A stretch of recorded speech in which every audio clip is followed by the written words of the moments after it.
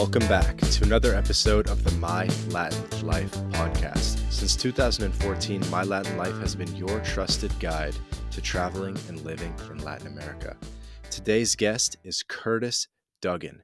He's a remote work advocate and founder of Waviator.com, one of the top newsletters for digital nomads. Curtis, how's it going, man? It's going good, man. I'm excited to be talking to My Latin Life. You're one of my favorite Twitter accounts, and almost every tweet I take a look, whether it's just breaking down a country, a city, or whatever. You always got good nuggets on there about Latin life. Well, thank you, man. I appreciate that. I mean, we might get into this in the business I'm in, like doing a remote work advocacy blog and sort of writing articles and talking about remote work. You can definitely see where certain personalities come down, and there's maybe on one side of the spectrum there's sort of more I think it's all valuable, but like on one side there's more corporate, kind of like remote work change is coming to the office and here's what leaders are saying. And then on the other end of the spectrum, and I don't think you're like all the way on the other end of the spectrum, but it's like it's a little bit more like, hey, here's the straight dirt on this country and its tax policy. Here's an awesome town to set up a short-term stay in. Oh, here's an awesome city where you can actually stay the full year. Here's the differences between Argentina and Brazil, et cetera, et cetera. And it's in a voice that's just really natural, really trustworthy, and really straight to the point, not some kind of like lofty thought leader that's sort of trying to, write a New Yorker essay. You're just right to the point. How did you get into being a remote work thought leader or a digital nomad advocate, however you want to term it? How did that all kick off for you? For remote work, it kind of happened by accident in the sense that I got into venture-backed Silicon Valley startup world maybe 10 years ago, 7 or 8 years ago, really, when a certain company, after several attempts to kind of kick off a company in the growth with the growth lens, I did raise money for a health tech startup that started out in British Columbia and Vancouver, and then moved its headquarters to New York, where our market was in the United States.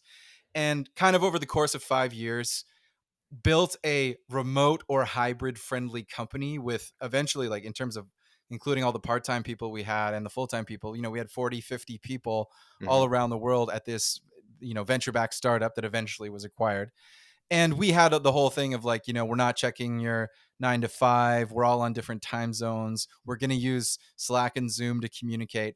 But we never thought of ourselves. I wasn't waking up being like, I'm part of the remote work movement. It was like, I'm trying to build this business and grow it and eventually sell it.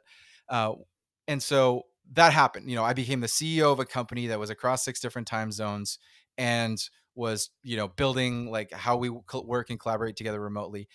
And being the CEO of a startup, you go to California to raise money, you go meet a customer, you stay in a hotel, you go to a trade show, especially in enterprise sales. There's a natural, it's not digital nomadism, but it was like, yes, I'm working from all these different places that aren't the office headquarters every day because I'm traveling to get stuff done for the company. So that journey, was 4 or 5 years, and that was like sort of just naturalized me to remote work.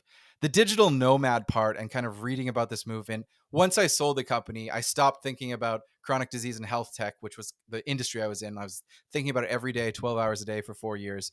Once we made the sale, I kind of had that moment you have when you kind of, lift your head up. You've gone through something that's almost as long as high school or college or whatever in growing and selling a startup. And now it's like, what do I do next? It's the summer after college. It's the summer after high school. And so I started reading about some of the stuff that I wouldn't focus on when I was heads down in my company, but I had kind of this breathing room. Also, the pandemic happened, and I started reading about the digital nomad movement.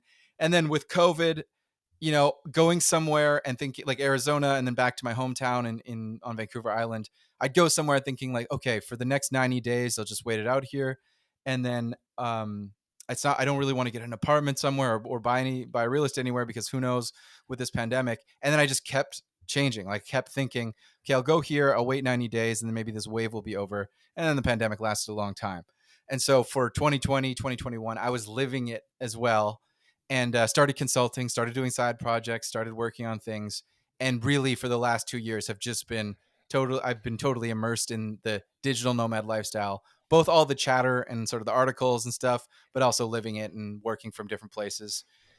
Worked from Croatia, Montenegro, Costa Rica, Mexico now at various times. But I still, I'm not a 12-month of the year nomad. I still have a base in Canada where I'm from. I'm Canadian. Would you be able to give us a sort of overview of what the remote work digital nomad community looks like at a high level and what some of those subcategories are? Sure. Yeah, I would say starting with the OGs, I'll call them. I think that there's a sizable, small relative to the world population and relative to the remote work population, but a small and vocal group that are the OGs, digital nomads who were nomading before 2020, before 2019, and pioneered the first real wave. I mean, there was waves and waves of backpackers in the 90s and 2000s, but the first mobile internet enabled wave was the 2010s, when people had the smartphones that they could use and the laptops and the high speed internet to really actually work and get stuff done. And so that's encapsulated by people who, spent their entire 20s in Bali and Chiang Mai and Lisbon and different places and kind of have this long history. They often were kind of looking for cheap living geo arbitrage being the idea that you can make money in a top tier salary bracket currency from a U.S. company or a UK or Canadian Hmm. company, but pay living costs somewhere that are lower, like in Mexico or in Brazil somewhere where the rent is cheaper than in Toronto and New York. And a lot of them sort of leveraged that and were a bit frugal, and perhaps like kind of running side hustles, and many of them were entrepreneurs. So the OGs kind of have all these opinions. They have this mental model of what nomading should be, and I think that's great. They pioneered the space, but it's sort of flooded now in the 2020s with all kinds of different groups. So moving more quickly and kind of going quickly through them, I would say the high income employee is more new. So 4 years ago, it was mostly like freelancers, entrepreneurs, hustlers. Now you've got someone who's kind of the Deloitte, Microsoft, Shopify, what have you, worker, high income, no interest in entrepreneurship. But 6 months ago or 12 months ago, they just heard like we're remote everywhere forever. Think of an Airbnb employee who just heard like, yeah, you're remote everywhere forever. They're looking for probably not the backpackers inside info on where you get $2 beers and sleep in a dorm and have the best parties.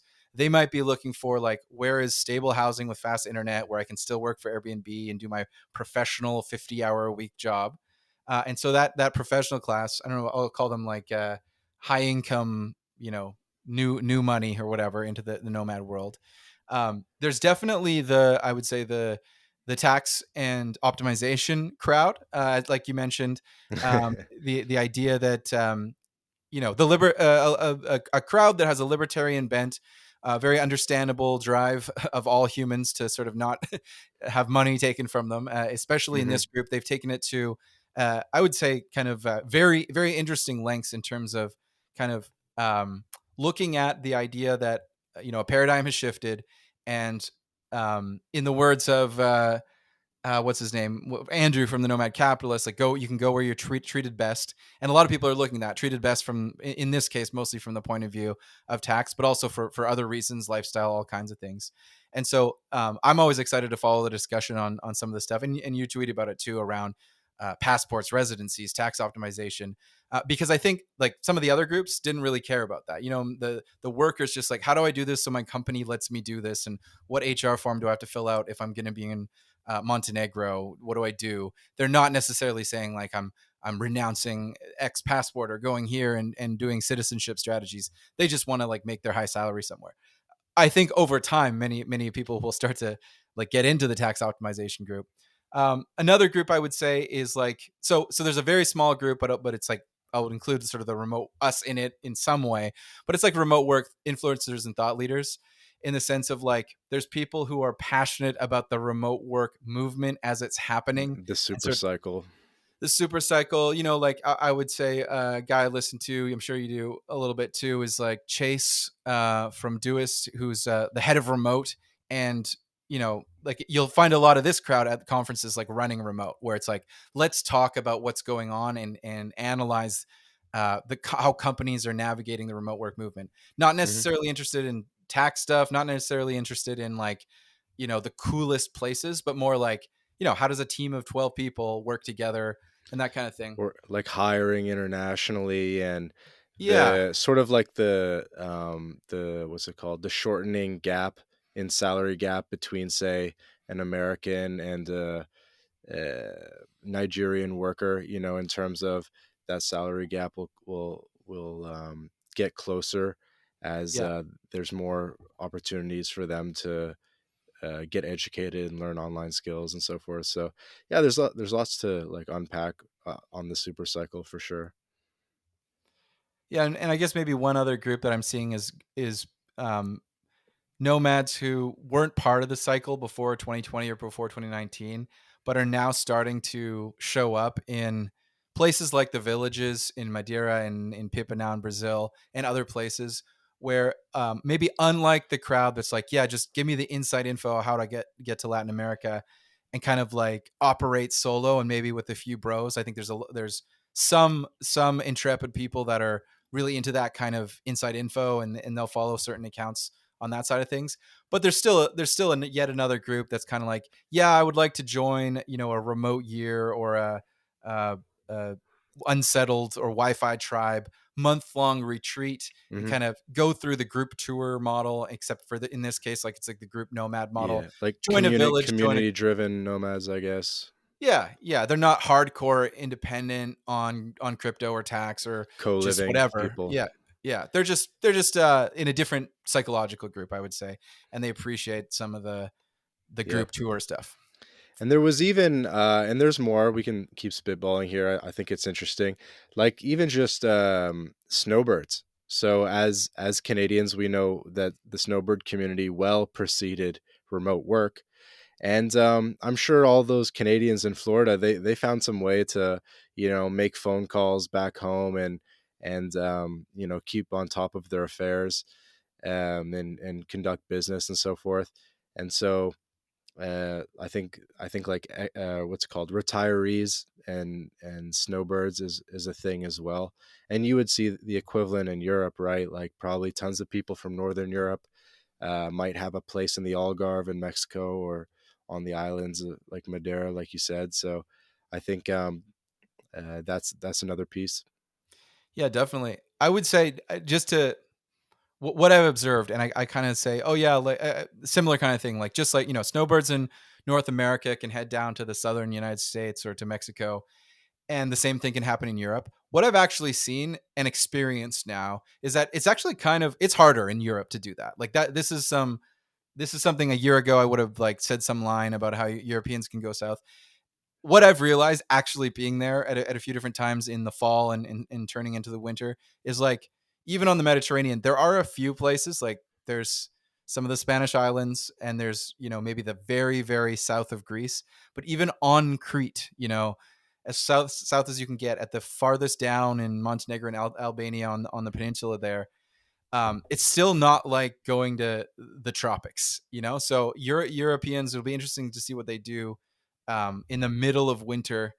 Definitely, yeah, Algarve, some Spanish islands, some Greek islands stay pretty good throughout the winter. But it'll be interesting to see whether Europeans want to snowboard. If they want to snowboard for 6 months, whether they'll make the trip out to Dubai or Asia or the Caribbean and Central America. Just because I've found that like my what's the word? My impression of like how easy it would be to snowboard in Europe was changed a little bit in the last year when I saw, oh, it's still kind of the off season here, even in the winter, even in the south. Yep, definitely. There's tons of other little communities too, like and they all sort of intersect and they're related. And I find that my Latin life's definitely at the intersection of a couple different of these communities.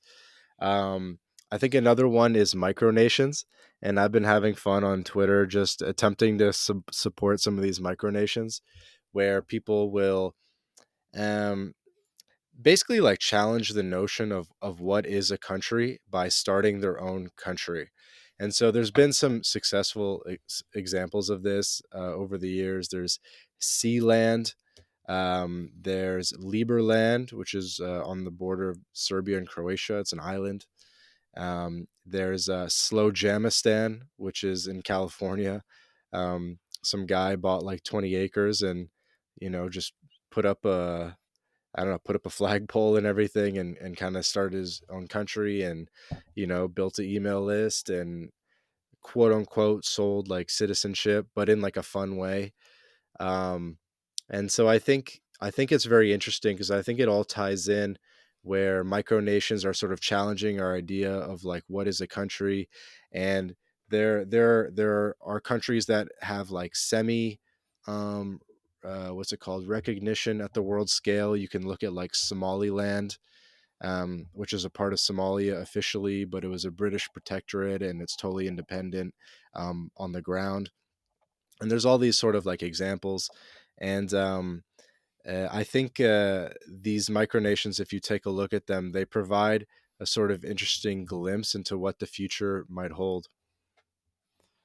Yeah, it's definitely, some of them are satire, some of them are kind of a novel experiment to prove a political point, and then some of them seem to be these actually funded projects, like venture backed Praxis, a possible city on the Mediterranean that kind of is rethinking a city from scratch, and then Safety Wings, Plumia is still mostly just like sort of ideas that are being talked about, but ostensibly in 10 years the idea of like some kind of trans not transnational but just sort of independently national internet country. So from cities to regions to countries, I think it'd be interesting to see the it feels like the world is probably not going to get more globalized and turn into bigger empires and bigger countries. And we might see something that would be shocking 50 years ago, but isn't shocking now, which is we could break off into smaller and smaller countries that govern themselves in a certain way.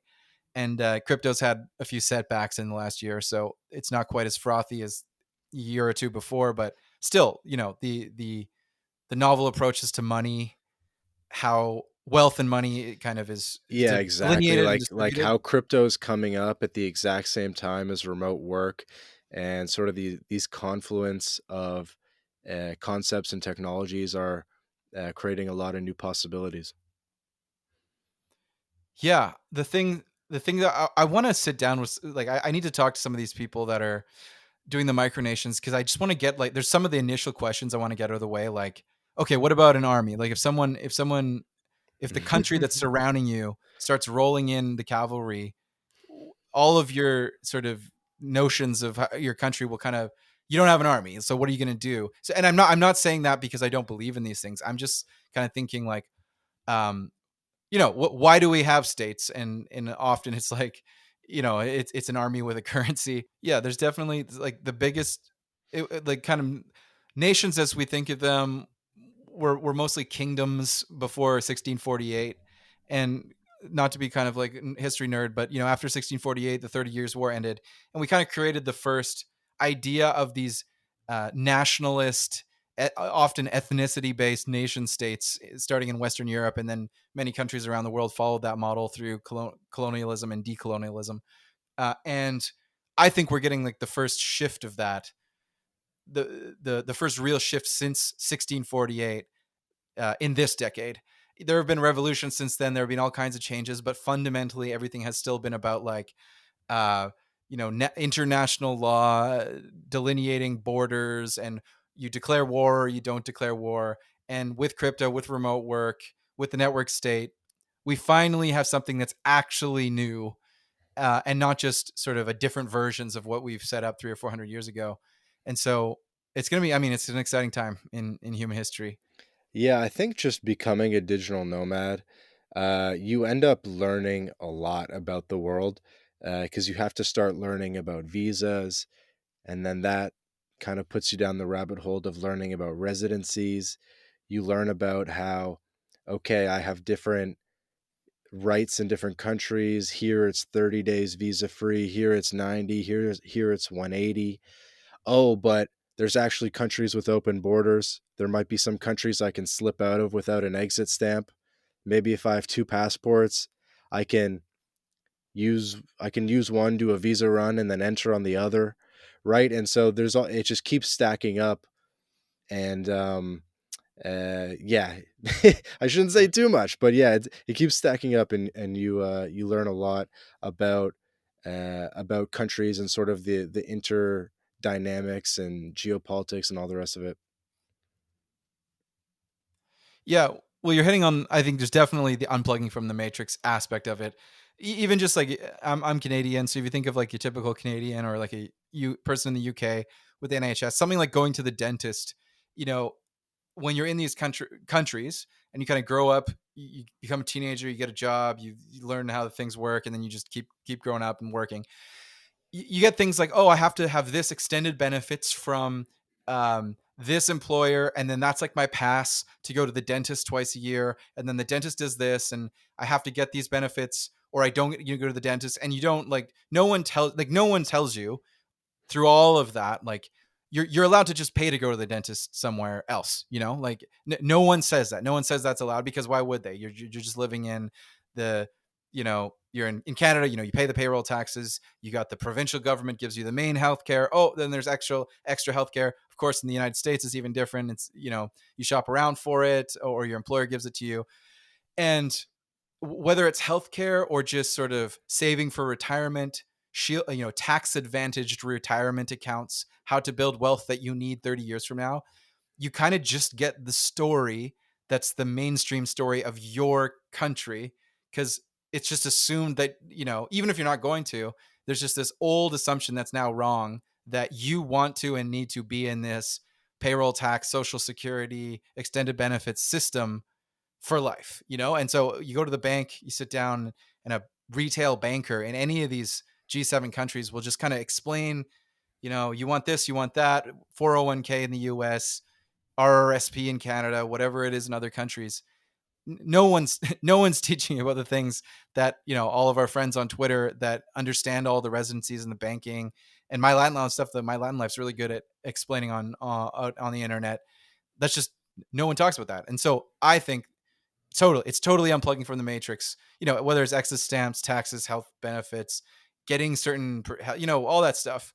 And I think, not to get too conspiratorial, but like there's just an incentive in the inside the matrix to make it all sound scary. Like, oh, someone wants to go to Dubai and have a certain mole removed, or they want to go to Costa Rica for a dentist appointment. And it's like, oh my God, you're not getting a small cosmetic procedure or a dentist appointment or whatever in the town you grew up in with like the system that, what if something goes wrong? And it's just kind of like, you know there's more than one narrative out there, and there's all kinds of countries out there, and it's not just 5 countries that are awesome and then a giant third world. Like that's a 100-year-old idea that's just not true anymore, and it never was true.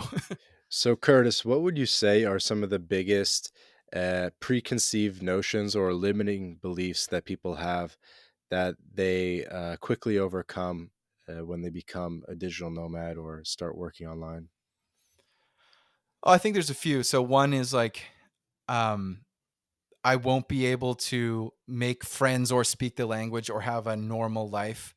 And I think that's part of thinking like you're on vacation or something. Like I'm going somewhere where they speak a different language. So why would I, how am I going to integrate? And whether you want to learn the local language deeply or simply connect with other, let's call them expats, digital nomads, remote workers, in a lot of these places, it's much easier than you think to have a social life, whatever kind of social life you want to have, whether it's just community fun or dating, or extensive dating or what have you. Um, these days, it's much easier to do that. Second, I think it's the financial side. Like most people have a preconceived notion, or just almost a bit of brainwashing around like, well, I have my bank. It's this bank. It's my checking account. I have online banking. I have money in it. I have a savings account and this other thing over here. And like, what if my debit card doesn't work? Or where am I going to put my money? You know, it's fine to go somewhere for a week or two on vacation because you pull out the cash and you put it in an envelope and you have like a travel mindset. But how am I going to be in somewhere for 6 months? And so things that with fintech companies, with local bank accounts, with whatever, are probably like, they're not totally dead simple. You might have to do a little bit of research, but it's not crazy to sort of live with day-to-day checking and financial, your money available to you in a way that's convenient. That's fine. Like that's easier than people think. And they think it's really, really hard. Same with healthcare. They think it's really, really hard to get covered. Our newsletter, Waviator, my newsletter, waviator.com, has had a sponsor, our primary and only sponsor for the year that we've been in existence. We really appreciate them. Insured Nomads. They're a global, nomadic health insurance company for remote workers, nomads, and expats that gives comprehensive coverage. That's not just the disaster travel coverage. It's the real local coverage, as if you had healthcare where you are, not like, oh, yeah, we'll fly you home and then let your home healthcare take care of it in an emergency. So not trying to plug them too much, but just on that point, healthcare is Hmm. another thing. And then finally, just like there's like output and productivity and work. The idea that people are like, well, if I'm not, first of all, a lot of people can't fathom not being at the office headquarters of where they work and working even just remotely from home in 10 miles from the office, let alone like, what am I going to do if I'm 3 hours off in a different time zone? And for you and me, we're even talking about async, like we're talking about what if 10 people are in 10 different time zones? A lot of people simply just don't function or don't have the notion that they can sort of like get on a computer, you know, in a living room of an Airbnb in Argentina or Mexico and sort of have the same kind of productivity. I don't even know if I'm using the right word, productivity, almost just like accountability, or what will my boss think? I think like what will my boss think is a big one, rightly or wrongly. So Mm. there's all those things, and then that's even just short term. And then I won't dive too deep into it, but there's also kind of the long term thing, like stopping people from being long term remote workers. I think a big one is just like the healthcare and retirement. What am I going to do? I have these like investment accounts. Like I kind of have these golden handcuffs of my birth country that sort of make it. There's a system for retiring eventually, where if I went somewhere else, I'd be breaking that system. And far and away, I think that's the biggest one. Preconceived notion is just like I'm gonna screw something up if I uh, leave my country for too long, because my country's set up with its own system. And then of course there's just like, what about my family and friends? I'm going to be away from them, which I don't know if that's a preconceived notion. That's just something to balance. And I hope for a lot of people something where they can convince their family and friends that it's not so bad, and start having groups of family and friends, and traveling together, relocating for 6 months or 12 months together, as more of us convince our normie friends that this isn't so bad. Yeah, so you mentioned the Waviator newsletter. What are some of the big themes that you touch upon in the newsletter and that you try to communicate to digital nomads on a weekly basis? Are you giving them updates on new visas and so forth, or yeah, just like news in the industry? Or walk us through some of the main things that you talk about there. Yeah, so I mean, earlier in the pod, we talked about kind of the spectrum from um, deep remote work leadership, that's just kind of like about trends and ideas and social stuff. And then kind of on the other end of the spectrum, there's just like, hey, this is a great city. There's a party next week. You should go to it. The kind of really straight talk about like, what, in November, it's rainy season here. Don't go there. Go here instead. If you think this is good, there's tourists in it. Go somewhere else. So there's that kind of thing. And so the reason I bring that up is I would like to think that I think Waviator's positioned about halfway in between those, in the sense that I write the newsletter like I'm talking about it. I say, hey, it's me. I'm writing the newsletter. Here's what happened this week. It's a bit of almost like a SNL weekend update without the jokes, on, what I think are the top 4 or 5 different stories. So we don't always report every single new digital nomad visa. If a new digital nomad visa has something unique about it, I'll talk about it. If one of these fancy thought leadership articles has an interesting angle that I think is new and not just regurgitated, I'll link to that article and comment on it. Hmm. But it's a first person narrative kind of weekly update from me. I'll pick 4 or 5 news articles. I'll comment on them in my voice. It's pretty informal, casual voice. It's not total bro talk, but it's also not total corporate talk. Something in between, and really just trying to like, my audience is probably not the super savvy nomad insider. It's the person who's done it once, is looking to get into it, and wants just like the basic facts about what's happening each week. And then if they want to learn more than the basic facts, they can go check out our longer blog articles at the website, which is more kind of like evergreen. Hmm. But I like to think of it like, if you were just going to pick up kind of like the coffee news 5-minute update kind of thing that you have, what are the top 5 headlines? and not just the headlines, but a bit of commentary on them, then you check out Waviator and just keep updated every week. Yeah. And it sounds like you guys are also building communities as well. What's your vision for communities for digital nomads? Yeah, so I think it's actually, there's fewer communities than you would expect, given how big this movement is getting and how many people are out there looking at remote work and digital nomadism. It's still kind of the communities are still kind of these online communities that are maybe behind a gate. You have people joining kind of nomad sites and joining a Slack or a Discord. You do also have the villages like what Gonzalo Hall does with NomadX and Hmm. Madeira, and now in Brazil and in other places. I think those are, um, from what I understand, those are still kind of like government experiments in partnership with Gonzalo's company that are still learning about what the model is, what the business model is. That doesn't mean that they're not real and there's not people there and they're not thriving. But it's almost like, what I think is like, okay, I hear about these nomad villages. That's great. Why aren't there 100 of them? Yeah, we were talking about Gonzalo a little bit, who's the founder of NomadX. And so they're building co-living spaces they started in Madeira in Portugal. They built a couple in Portugal. They built one in Cabo Verde, the African island country. And then they just opened up in Brazil in Pipa, which is near the city of Natal. It's like a small surfing community. And I really like what they're doing in terms of co-living. I'm very interested in this other super cycle of co-living that I think is going to continue to grow. I'm on the Outsite newsletter. Outsite's another one of these companies similar to Selina, and Outsite said that they're looking to grow to 300 locations, and they're doing a bit of a capital raise. So they're going to have 300 co-living spaces just outside alone. Selina has over 100 for sure. I had a dinner with Gonzalo in Portugal about a month ago, and I'm sold, man. Yeah, I think, yeah. So I've been tracking the Selena for sure. I don't know Outside as well. I know of it, but I've kind of even been reading the Selena journey, even down to like the filings they do where they were going to. I think either they have. I don't think they've done it yet, but they Go public. were or are planning to go public through a SPAC or reverse merger. Maybe that was kind of a 2021 thing, and their plans have changed. I haven't looked in a while, but suffice to say that like this is huge for certain large players. This is huge.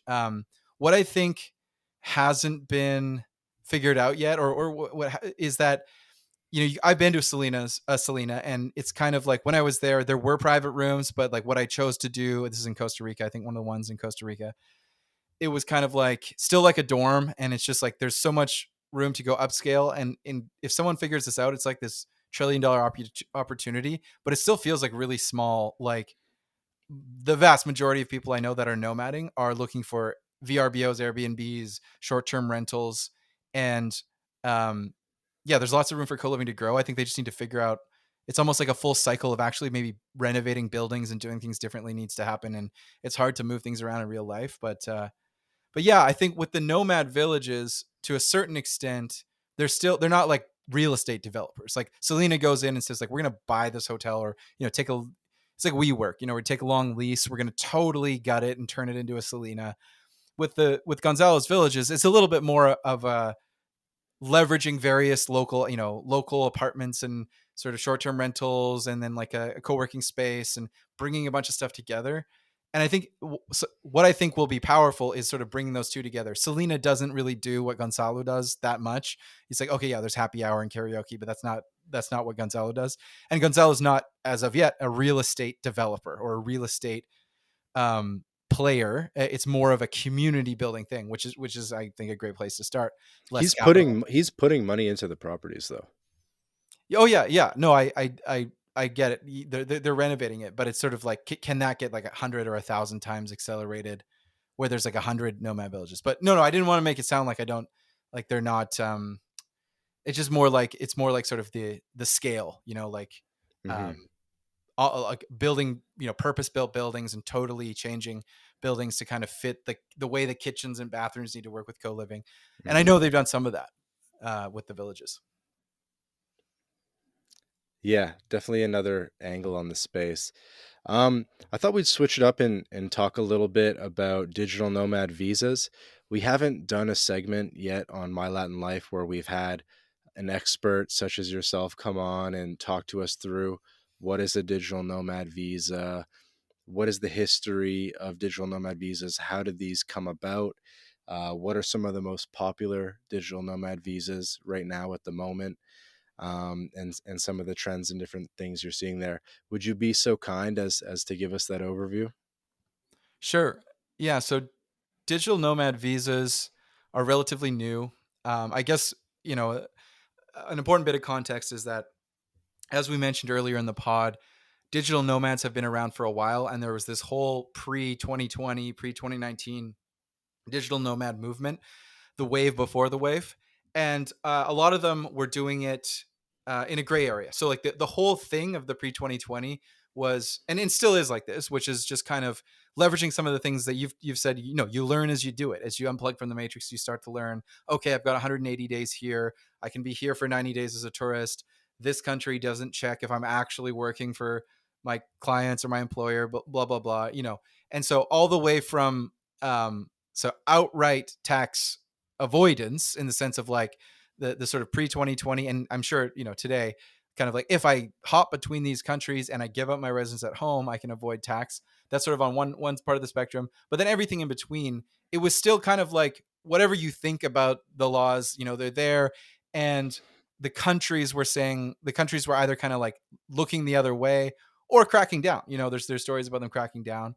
So what happened during the pandemic, when suddenly this sort of underground movement that didn't really have any visa laws attached to it and was kind of just wink wink happening all around the world, suddenly when everybody's trapped at home, a few countries said, like, let's actually lean into this a little bit and do make gestures, not just gestures, but actual programs that welcome remote workers and digital nomads to our country. And so a digital nomad visa, it started in Estonia and Barbados and Caribbean islands in 2020. And then the floodgates opened in 2021. Now there's, over 60 or 70 places around the world, if not more, that have some kind of digital nomad visa. And what it is usually, they differ, but usually it's, you can show that you have a nominal income, usually a couple grand a month, and some health insurance, and maybe pass a criminal record check, maybe not. Give some of your information about yourself, show that you got some money or you're making some money, and you can come here as long as you don't literally work for the local restaurant, the local mechanic, the local jobs. As long as you still have your foreign income, foreign job, foreign remote job, foreign remote business, you're allowed to be here. You can come here. Often you don't have to pay any local tax here, where you have a stamp in your passport or whatever that says, like, this is fine, and you can maybe stay for a year or 2 years. You don't have to do any 180-day switcheroos, 90-day switcheroos. You've got bam, the 1 year Costa Rica digital nomad visa. Come here, open a bank, do what you need to do. You're a temporary resident, go for it. And so, um, let's say on the, I'm going to steel man and straw man it, like on the charitable sort of positive end of things, of the viewpoint, it's like, this is great. The countries are finally allowing us to stay. They're removing some of the headaches. Now they're competing with each other for the most attractive conditions, the lowest taxes, the best, most easy application processes. This is great. Countries now are competing for us, for digital nomads. And so that makes the whole experience better. And digital nomad visas are a great thing because it opens up so many possibilities that were people would be afraid to do or just wouldn't do because they were either semi-legal or not legal, just in terms of like, I wish I could just stay here for 2 years, not do any bullshit to, you know, move Hmm. around. Yeah, On sort the of negative end. Oh, sorry, go ahead. legalize their status or regularize their status. Yeah. That's the positive interpretation. The negative interpretation, which I would say is a majority view among many thought leaders that I know, is that digital nomad visas kind of suck. They aren't appropriate for what people really want, and they're way too rigid around, look, if you're applying for the Croatia year-long digital nomad visa, you're kind of like immigrating just to Croatia for that year and going through still a bunch of hoops to just kind of still have the rigid type of like one country at a time approach as if you were at home. So like, okay, the Dubai visa is great, but you kind of like have to get it. You have to go there. You have to go to like the Dubai Medical Center, get a medical card, submit your passport to the government, get your passport back a day later. It's still got all of that like immigration visa stuff attached to it. And so the negative criticism is this isn't what we need. Like we need to be able to dip into a place for 80 days and then go somewhere else, then go somewhere else. Like if we're going to go 6 or 8 or 10 places throughout the year, it's not a huge step forward to just, oh, now I've got 6, 8, 10 different kind of 6 to 10 hour paperwork, homework projects to get my nomad visa at all of these places. And I don't even really want to stay for the year. I just want to nomad in and out for 2 or 3 months. And so a lot of digital nomads will say like, this isn't really help. I'm still going to nomad. And if there's this year-long, 2 year-long visa, I'm just not going to apply for it. It's not what I want. I just want to get in and out. And so I think like the savvy wave of digital nomads is right that it doesn't speak to them. But I think the remote work visas, the verdict for me is somewhere in the middle, where the slightly more like slow moving, regular folk who are like, this is a huge thing for us. We would never go to 6 countries in a year, let alone 3.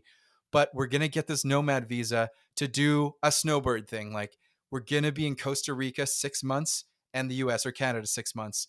Great. There's a program for it where like there's like a mom and a dad or something who would never like bring their kids like in a semi-legal way to like hop around. They need there to be a system. And sort of these Mm-hmm. normies, it is a step in the right direction for the normies to get some kind of system to be able to legally do what they want to do when they want to be totally up and up.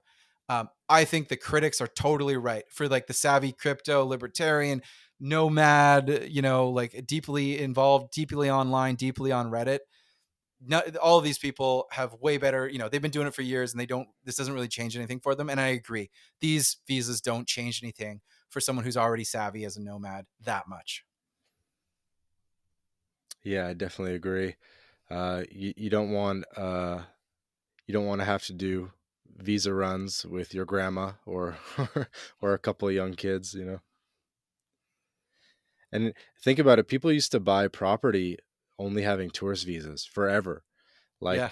for a long time, Costa Rica was more popular than Mexico, and all the Canadians and Americans would go down to Costa Rica, and they would just have tourist visas, but they would buy property, and there were people that did that for like 10 years successfully, and then things kind of changed in 2020, and they couldn't even get down to their house because only residents were allowed in, residents and citizens, things like that. Yeah, that's where I think the stuff that you talk about and a lot of great influencers talk about, the importance of like a second residence or a second citizenship. It's not this just kind of like, it's not like this doomer cult. Like a lot of people look at that and think like, why do you need that? It's like this kind of prepper thing. It's like, it's not even, it's so much more basic than that. It's just like, look what happened with the pandemic. Look what's happening with remote work. Things are changing. And the ability to have that, like in software, you'd say root access to a country and not just like, you know, like editor permission access and we can turn it off anytime, but like getting the root access of a real residency or real citizenship is not something that's crazy. It's not out of reach. It's workable for most people that put their mind to it over the course of, sometimes it's 5 years for the citizenship. It's not super easy, but residencies, like I think people would undervalue if you just told someone in the Cold War or told someone at some other point in history, if you make 2 grand, and I might be even overstating a bit, but let's just say if you make 2 grand a month, you can legally get probably 40 or 45 different countries within a couple weeks and legally allowed to be there. And so I'm Hmm. not trying to get into political refugees, war, famine, whatever, but just that freedom, which is still very partial. It's like it's still just baby steps. We're so much more freedom we could have that we don't have. Yep. But just that freedom, it's amazing. This is like an amazing gift. And I think a lot of people don't see it that way. They see it as a liability to head Yeah. down somewhere that they don't know. But it's a gift that you could do it if you wanted to, even if you don't choose to. Yeah, another thing that John Lee put to my attention, who's another remote work advocate and has a company in the space, is he helps companies that have huge workforces, like thousands of people. and some of them want to work remote, right? In these multi-thousand person companies. And there's a liability issue where you basically, let's just say you have 10,000 employees and they're all just running around all over the globe working online in different countries, um, with varying degrees of legalness to them being there and working there. You know what I mean? Because let's just say you're in France and you close a deal over the phone in France, even if you're on a tourist visa, well, you just signed a contract and closed a deal while you were physically in France. And that might come with tax obligations, for example. And so one of the things that digital nomad visas can do, you'd have to check the fine print, but what they can do is sort of regularize your status such that you sort of get a tax exemption for the time that you're there. Whereas if you were on a tourist visa, but you were quote unquote working, in some countries, you would still owe tax. You know what I mean? Yeah. And so increasingly, these very big companies or smaller globally distributed companies or even just big companies that want to sort of manage their risk better, they're looking at digital nomad visas and saying, hey, you can go work in Costa Rica, you can go work in Morocco, you can go work in France, but you better be on a digital nomad visa because we're not dealing with any BS. Yeah, and I think you bring up an amazing point, and similar use case. I think almost maybe exactly what you're saying with this with a twist is like big companies now. This is a positive, I think. Where and I'm sure John. And actually, shout out to John. I had coffee with them at an amazing co-working space in Sintra, Portugal, No just a way. couple months ago. I Really? think it was it was September or October. You went to Uh, Yayem? yeah, I was at Yam with them. Yeah, just the afternoon, but it blew my mind. I was like, Finish your thought. Let's come back to Yayem. yeah. So, I was gonna say it's like you let's take a classic. I'm not sort of picking on any country, but let's just take a classic migratory route for work immigration, India to USA, where it's like this thing of like, oh, we want to hire this Indian engineer. They want to go to the USA. They want to come to Seattle, whatever it is. But like, oh, we got this H-1B process, but we still want the talent because we need to find the talent now. What I'm sure many people, let's just say like someone from India who's trying to uh, from a personal and professional standpoint immigrate to North America, they can say, hey, look, we want to get you started, we want you on the same time zone, but like it might be a year for the H-1B, and before that would put people in kind of like purgatory hell waiting for things to happen, just like shitty stories for lots of people. Hmm. Now it's like, hey, there's 30 choices on the same time zone. Could we put you on a Caribbean island or Costa Rica or Mexico or what have you? Our HR team, I'm not saying the world is like this. I think this is what HR teams will catch on to in the next year or two. They Hmm. will say, hey, we'll put you on the Bermuda, whatever, the Barbados, Bermuda, Mexico digital nomad visa. You can get very close. You can be a 2-hour flight away from our Atlanta office, et cetera, et cetera. And then throughout the course of the year, you'll be totally legally working while we figure out the much harder thing, which is how to get into Fortress USA. And so we think of digital nomads and remote work about people leaving Canada and the US. That's totally cool. That's the sort of the world that we live in. People going other places, but it's going to be multipolar. There's going to be things going in every direction. And it's going to be like, there's going to be all this sort of, I think, sort of leveraging of like someone wants to get to the UK, but they can't go there yet. So they go somewhere else.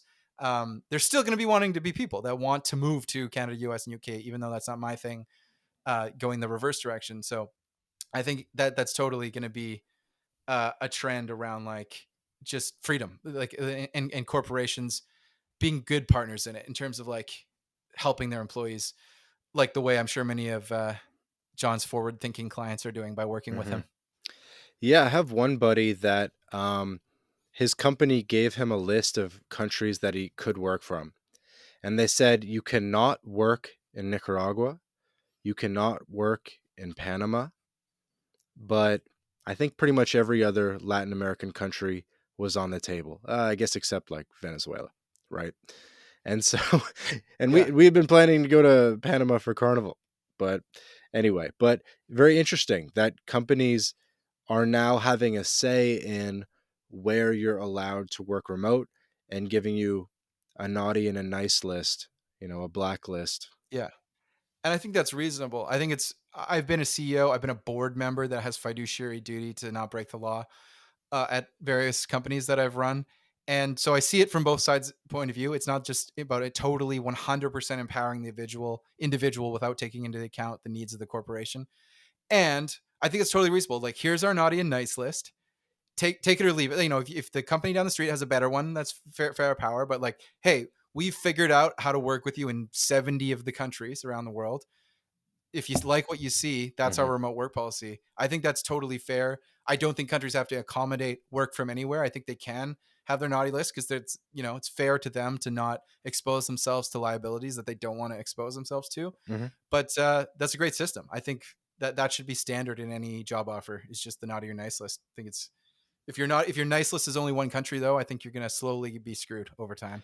Obviously. That's a good way to put it. Is that the home country, can't be the only one. You got to have a larger list and give people a list of options.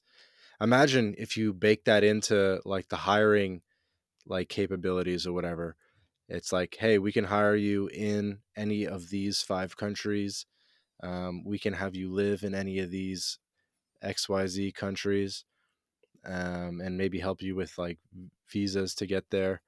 Um, these could be like attractive things.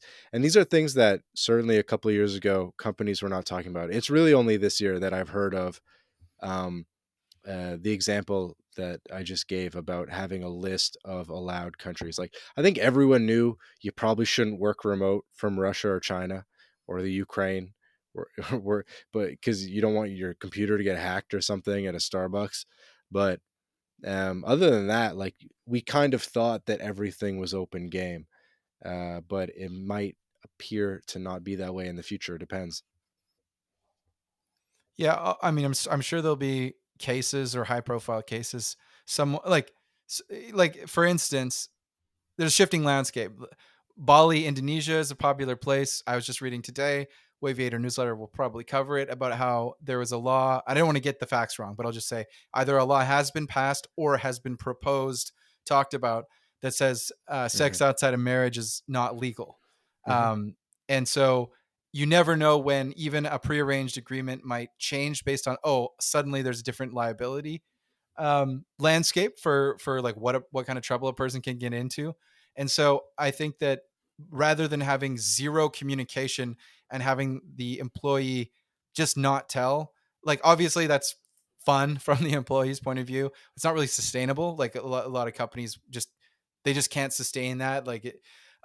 So yeah, it'd be interesting to see. And hopefully like my view is just making the nice list as large as possible and empowering people both on both sides of that table. Just like, look, this is the future. Um, People are going to want to do this. Yeah. Do the work to make the nice list as long as possible. So, what are some of the most popular digital nomad visas? Yeah. So we've seen that the Caribbean islands are popular. There have been a few that have released economic impacts, and over the course of the pandemic, thousands have gone to Barbados. Many of them are very new. So I don't know any data coming out of like Portugal or Spain yet, or Latvia, or various places that have only kind of released it in the last 6 months.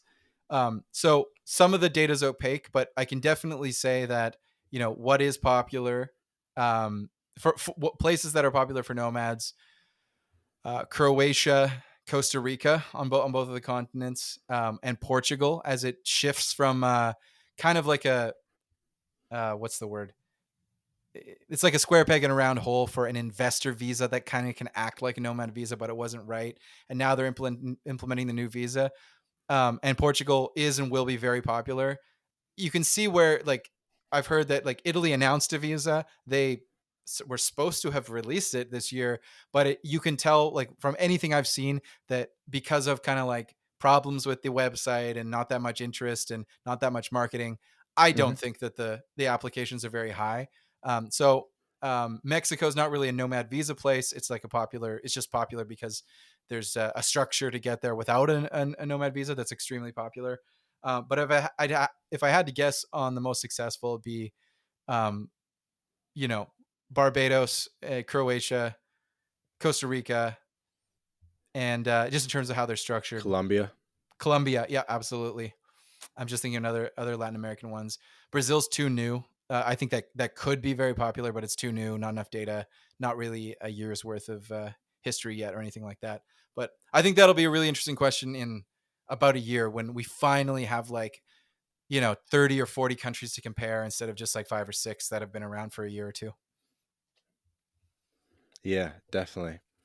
What are some of the differences in the requirements of these digital nomad visas? Do they all require international health insurance?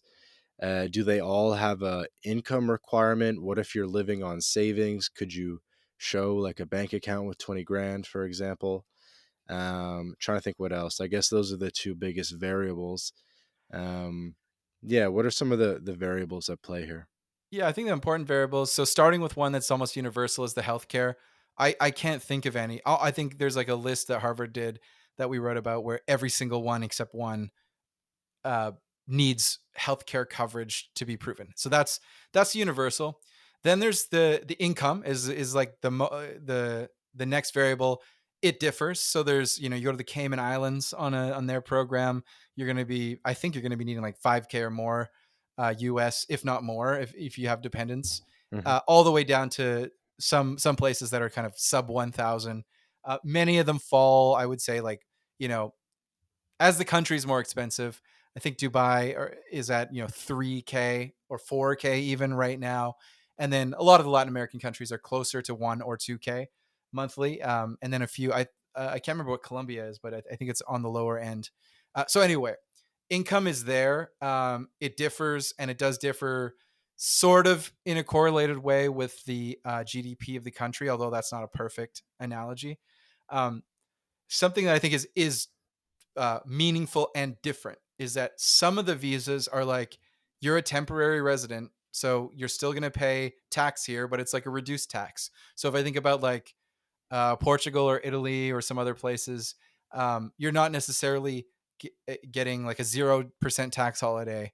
Whereas the classic one is Dubai. That was zero tax even before digital nomads. Um, if you're on a remote work visa in Costa Rica or USA or even the Croatia one, um, you're getting whether it's 0% tax forever or a 0% tax holiday. It's meaningfully different to have to pay income tax versus not, like in the sense of how people are structuring. Am I going to relinquish my home residency? And it's, I'm going down a bit of a rabbit hole, but this is important. Whether if you're an American, you have some leeway, under 100K to kind of transfer your tax somewhere else, or say I'm not an American resident and I'm paying zero tax over here. Um, so anyway, taxation's the one that I think is the most meaningful difference. And then really, most of them, if not all of them, allow you to either be an employee or an entrepreneur. Some of the Oh, bad really? ones, Most of them allow that? That's pretty cool. yeah, I would say some of the, let's say, out of date ones or bad ones are only entrepreneurs. Like for instance, the kind of nomad visa in Czechia or the Czech Republic is like it's almost like prove you're an entrepreneur kind of thing, which I think is not what most employees want to need to do. So they're changing by the month, but employment and entrepreneur status is one variable. The tax situation is probably the most important. The income level is important, and it varies. And healthcare is always there. That doesn't vary. Like you're going to need healthcare. You're going to need a health insurance plan, I should say, no matter where you go. 99.9%. Yeah, so talk me through health insurance a little bit. I bet you're pretty educated on this more than most average digital nomads. What are the options out there for digital nomads that want international health insurance? Yeah, so I'm sponsored by Insured Nomad, so I'm going to use them as an example, but I just want to declare my conflict like a doctor talking about pharma drugs. So Insured Nomads does sponsor us, but taking a step back from that, why do they sponsor us? Why would they sponsor a remote work newsletter? The reason is, first of all, let's just define health insurance in these places, and like what even is health insurance. So in wherever you live, if you're in the United States, it's probably a private company, or if you're older in the United States, it might be the government through Medicare. um, in Canada, your province will handle your healthcare. In the UK, OHIP it's the NHS. in OHIP, Ontario. yeah, in Ontario. um, that is, the experience of that. Even though a lot of people have never really used it, and knock on wood, you don't have to use it that much. But that is the idea that whether it's checkups or a slight flu that you need, or a strep throat you need an antibiotics for, all the way through to catastrophic events that are you need surgery, or chronic diseases, as it relates to kidneys or diabetes. That kind of comprehensive universal healthcare or private healthcare in the United States is about providing you the actual healthcare services. Right. So, And here's the thing, oh, sorry, right? go ahead. Is that maybe I was maybe you were sorry, I'll cut this mumbling, but um and so the thing is that your US healthcare program through United or John Hancock or whatever, it only covers the states. And obviously OHIP in Canada only covers Ontario or maybe all of Canada for emergency situations. And so these are not sufficient for the international healthcare stuff, right? So that's Exactly. Yeah. So so when fill us in. someone What do we do next? yeah, when someone travels, they on vacation, what they think of as health insurance isn't health insurance. It's a form of travel insurance that you've done it before. I'm going to a different country. I have my health insurance, but I'm going somewhere. I need this extra stuff. It's basically just like, yeah, we'll give you an ambulance to the emergency room, and then if something happens, like, yeah, we'll fly you home to your, like, if you have chronic kidney disease for the next 15 years, you're not getting that health care in this place that you're in on vacation travel insurance. And so companies like Insured Nomads, like some of the big boys that are sort of moving into this, like whether AXA and big insurance companies, I don't know all their names, but or companies like Safety Wing, what they're doing is saying, it's almost like I'm trying to think of the analogy, but it's like, yeah, we're going to give you the 100 local health insurances, or the equivalent of, in one product. So when you go there and you're like, I'm here for 2 years, I'm gonna get glasses and get insulin and get whatever I need for whatever I'm doing, whatever I need for my healthcare. Um, that it's just like the local health insurance. And so that's a fundamental change from just like, oh, I've got my such and such travel insurance that will fly me home from Mexico if I have a surfing accident while I was drinking or whatever, and blah blah blah. They'll just send me home. So these products, like ones from Insured Nomads and Safety Wing and others, are re-envisioned so that you can kind of be like a local in how you So interact it's with health not insurance. just emergency, basically. Yeah, that's the simple, concise way, is like, not just emergency, actually real health insurance for real health care, not just emergency care. And so does that mean on these plans, I guess they have different ones, but you could go to the dentist or you could get I don't know, some x-rays done or see the doctor about an issue you're having. Yeah, I'm not a salesperson for their products, but yeah, but as far as I know, yeah, there's different levels, and you can get all of those things Right. like vision, That's the dental, idea, right? Is pharma that it's like plans, is all it's that stuff. like how would you put it? Like preemptive care and not just after you break your leg, you know? Yeah, and I think people that are totally healthy, or whatever you want to call healthy, don't really get this. But for anyone, whether it's from contact lenses, glasses, to type 1 diabetes, to just uh, a wrist injury that you go to physio for, people with conditions kind of need to interact with the healthcare system more than once every 10 years. Hmm. And they don't get that from their travel insurance. They're just saying like, hey, if I go to Mexico on vacation for a month, I'm like, uh, I'm like abstaining from healthcare for a month because I'm not around my services. And then once I get back home, I'll start my normal services again. Not just for getting hit by a car, but for just going through life and needing healthcare for glasses or chronic conditions or whatever. And these products aim to allow you to not just sort of like take a break from healthcare because you're not around your home or whatever. Right. And then a potential next step is you might think, well, I don't even spend time in Canada or the US. I'm a full-time perpetual traveler or digital nomad or whatever. I live in Latin America and I bounce around. Um, you could potentially forego that expensive American health coverage that you're not even using, and potentially just use insured nomads or safety wing or whatever. Because I think it's like, honestly, quite, I think it's like cheaper, like the monthly premiums, right? And uh, there's other parts of this too. Like, it's just so expensive to go to the hospital in the States that even your copay is almost more expensive than just paying cash in most parts of Latin America or Europe sometimes. But yeah, how would that work? Do you know, like, for Americans that they could probably just give up their like stuff back home and only use this travel one? Yeah, Americans could just give and not sign up for health insurance. I'm not a tax accountant, so there might be like a box to check based on the Affordable Care Act laws around like if you decline to have health insurance, then you pay a penalty or whatever. That might have been rolled back in the last few years, but like anyway, I'm getting into the details, but the answer is yes. You could simply um, get this healthcare coverage. I will say, not sure of this. I think the products like Insured Nomads and Safety Wings products are almost like for Americans, this is health insurance everywhere except the US. So check the fine print before you do this. For some of these products, if you choose to forego and kind of like you know move full time to the nomad life or the Latin life, you might be buying a product that's everywhere except the US just because of that reason. But with that caveat, yes, you could sort of shift your health insurance to everywhere else, and probably even pay for some US health insurance back home.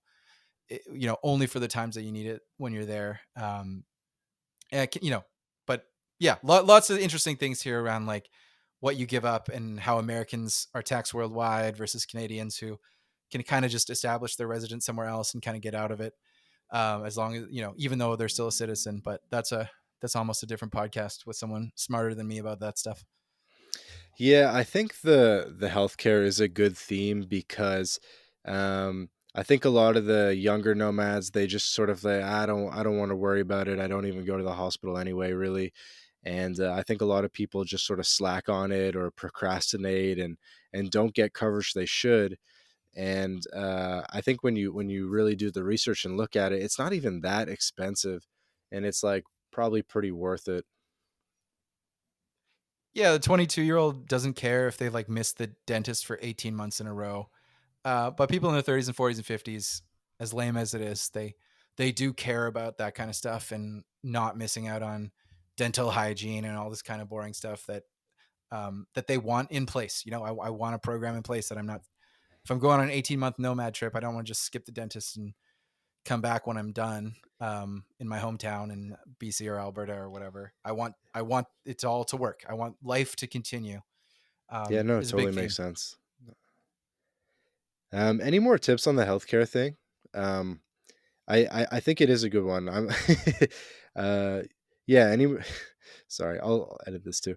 But yeah, any more tips on this healthcare thing? Any more angles that we didn't talk about? I do want to exhaust this theme because I do think it's important. Well, I think something that will be interesting to look at. I don't really want to give specific healthcare advice, but a framework is healthcare tourism and sort of planning your healthcare, just like people plan certain countries for dating, certain countries for evaluating real estate, certain countries for the weather. I think you will, as much as I want to be idealistic and say like, hey, you know, all healthcare systems are the same. You can be a digital nomad in 100 countries and Hmm. get healthcare. The reality is certain countries are better than others at certain things. And so proactively saying like, hey, I think that with this product, this health insurance product, I'm going to be in this country for 4 to 6 months. I've got all these factors I'm considering, but like considering what I want to get done in healthcare, whether it's just glasses and dental and getting some, whatever prescriptions you need, I think just being proactive and thinking like, what's my healthcare plan when I evaluate these countries, and just making a healthcare plan that doesn't have to drive everything, but at least is like a Yeah. decision So making so point and is a good if I thing. can ask, so how does it actually work? Uh, so let's talk about the nitty gritty details about how this works. So let's just say I go to the dentist in Mexico, in Colombia, whatever. I'm assuming I probably have to pay cash up front. I get a receipt, and then I'm going to file that receipt with insured nomads? Or how does that sequence of events happen? Well, I think around the world in different countries, it's going to be a patchwork. So it's not universal, and many places you will pay cash and then file a claim, and then the what insured nomads is doing is making sure that they have in place. They're actually not the root insurer everywhere. They're working with the real insurance company, local, national insurance company, all these places, and they get the claim filed with you. I think what you see on the product roadmap, though, is country by country, they're working through a probably many year cycle of getting it so that you can simply share your insurance information and get it um, without a cash deductible. That'd be Um, cool. Or but just the yeah, copay. I don't know how much they're there yet, but I have seen where that's sort of working its way into the product roadmap. Um, that's a great question. I don't know if I know the ratio, but I imagine you're still filing the claim, uploading it to the system, and what you're getting from these companies. Again, I'm not selling this. I'm just speaking almost off the top of the dome. Is Hmm. like you're getting like, hey, the such and such country's actual system is all in Spanish. Like, so you would have if you did it direct, you might still have been able to get a local health insurance product and submitted a claim, but you would have had to do a bunch of stuff in Spanish or what have you somewhere. And they're kind of you're using like a modern digital software product interface to kind of say, here's my dentist claim from this part of Mexico for a chipped tooth, and then insure it. And then they're kind of the friendly interface that works with the insurance company. And again, I'm not inside any of these companies, but I'm sure that they're not literally the insurance underwriter in 100 countries. They're working with partners. No, I think it's definitely fair to say that they're meeting a need. I think one of them was even like in Y Combinator at some point. So I think a lot of people have faith in this growing as an industry. I even I saw a pitch. I went to like a startup pitch in Toronto in the summer, and this guy was building a website that was like how would you put it? It was like medical tourism packages, and you could basically just browse the packages. And let's just say you wanted like a nose job or something, you'd be like, okay, like nose job Mexico, 3 grand, nose job Colombia, like 4 grand. You know what I mean? And it was like all these different doctors could like offer their packages and stuff like that. I was like, this is hilarious and genius and mixed emotions, right? But uh, yeah, I don't know if you want to comment on that, but that was funny. Well, I think I think there's two sides to it. I think it's an awesome opportunity for people to do medical tourism and sort of for countries to compete on that. But if you think like the gentrification mentions are bad just on like nomads hanging out, imagine what it's going to be for people like swooping in to take advantage of healthcare systems around the world. I think it's the freedom is what's important, but that's like a political topic. I'm sure that will ruffle some feathers. Jeez, I mean, between birth tourism, medical tourism, there's it's there's a lot of attack vectors, I suppose, or just issues that the digital nomad community needs to iron out or find a way to do it that benefits the local population, let's say. Absolutely. Cool, man. So I know we're coming up on an hour and a half. I mean, we did a very good bit about digital nomad visas, another good bit about the healthcare stuff. We talked about um, sort of different segments of the remote work and digital nomad space. Um, yeah, anything else that you think would be cool to mention, or topics that are getting you excited as a remote work advocate? Like, what are you seeing that gets you excited in the space? Well, to tie it back to a callback, I think Yayem in that's Yayem, and I might not be saying it right, but Hmm. Yayem in Central Portugal. It was just an amazing place, and that was co-working, but not the glass box WeWork model. It's just this beautiful resident. It's like it's like a house, a grounds, an Yeah, estate I've been there. I've where been there. oh, you've been there, yeah. Where Yep. pool, places to work, but it's kind of like um, a mix of country club, co-working, co-live, not co-living, I would say, but or at least I didn't see anything like that, and social venue. And I think when I was there, it was having worked in WeWorks or kind of done co-working where it's the typical like, here you go, there's hot desks over there, there's phone booths over there, there's a coffee kitchen area on the second floor and you can go on the third floor, et cetera, et cetera. um, Being a Yayem is like, oh yeah, of course you would choose this setting over WeWork. Like it's just so much more chill and relaxed while also extremely inspiring, productive. Like you're not going to be lazy. You're like, it's pristine beauty. You can sit and work and get a lot of stuff done. Yeah, I But was extremely impressed by it. I guess just to paint a picture for the listeners, Yayem is a new co-working concept in Portugal, and basically they just bought a house on the side of the hill in Sintra, Portugal, overlooking the ocean. So it's like an ocean view house. It has no bedrooms. It's all like working spaces and stuff, and it's very thoughtfully done. It's very clean. I heard that the founders of Yayem are former Uber employees, so they know how to do it right. There was a catered lunch where they had like professional chefs that made lunch for everyone, and there was I don't know, maybe 20 of us, 15 or 20 of us having lunch at a couple long tables, communal tables, all sharing lunch that was prepared for us. And they had like a set menu, they had vegan options, whatever. And we just sort of sat down to lunch, and there was a Moroccan guy, there was a Dutch guy. I was chilling with John Lee, and everyone was kind of just in an organic place where they could work together. There was an infinity pool in the backyard of this house. So there's like an infinity pool, and then obviously that looks over the ocean view. And so it was really nice when the sun set, because when the sun sets in Portugal, it sets over the water. So you had the sun sort of setting over the water, eclipsing the water, and you're sitting there basically like working from an outdoor table or indoors, and it's all like floor to ceiling glass windows and stuff. And the whole place was just very, very nice. Like it felt like the nicest cafe you've ever been to, almost in a way. Um, yeah, and I was just extremely impressed. I think it was probably the best co-working space that I've ever been to.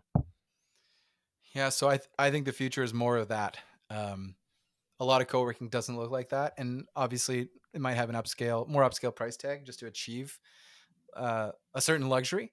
But I think there's lots of ocean out there, and there's lots of land, and there's lots of places out there, and I think a lot of people will want to work that way. And that sort of club model, it's not a country club, it's not a co-working space in the way that we normally think of it. It's something in between, and it's almost an idea for many. It'd be an ideal workspace. Yeah, So you're I think right that'll that be it the does future. have elements of a country club. Obviously, it's not like it's just a house. Like it's like a mansion basically that you can go Yeah. visit. And I think it was about 2,300 bucks, 2,300 bucks for like a 1 year membership to be able to go as often as you want. And you can have guests and stuff like that. So it seemed like pretty reasonable, especially if you could just expense that through your company. Um, and they're opening, or they just opened another one in Mexico City, and I think they have plans to build a couple more. Yeah, I'll be watching that because it's just there's it's more appealing than a certain type of commoditized co-working space and kind of thing that I've seen 100 of, and that's a trend. That'll be a trend. Yeah, that's awesome. I'm glad you got to see that. I definitely need to get the founders of Yayem on the podcast. Yeah, that'd be a dope episode. Yes, sir. All right. So let's get to wrapping up the episode. Curtis, it's been really nice to catch up with you and have this chat. You know what to do. This is your time to promote Waviator and all the great things you're doing. Yeah, I mean, you can find me at Curtis Duggan on Twitter, and you can find Waviator at waviator.com. It's really easy to sign up. There'll be a subscribe button up on that website. That's WAY, Waviator, like aviator.com. And you'll find everything you need there. Past newsletters as well, if you haven't been a subscriber or you're just becoming one. And yeah, we'll see you there. That's the easiest way to find me, and that's the easiest way to find Waviator and all the stuff that I talk about relating to remote work. And your Twitter handle? So Curtis, that's Curtis Duggan, Duggan, at Curtis Duggan. Awesome, Curtis. Well, thank you for joining us for another episode of the My Latin Life podcast. It's been a pleasure. Thanks. It's been a pleasure being a guest.